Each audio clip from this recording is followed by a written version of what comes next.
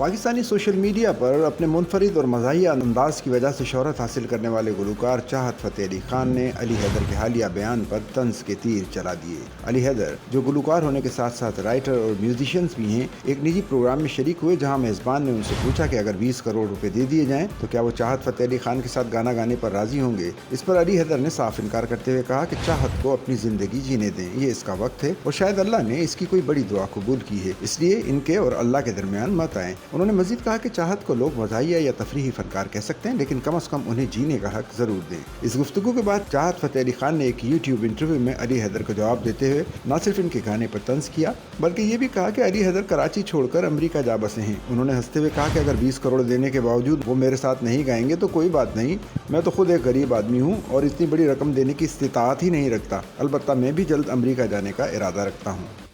Sachal news net work کی videos میں خوش آمدید۔ ناظرین، ویڈیو سے متعلق اپنی قیمتی رائے کا اظہار کمنٹ باکس میں ضرور کریں اور چینل کو سبسکرائب کریں۔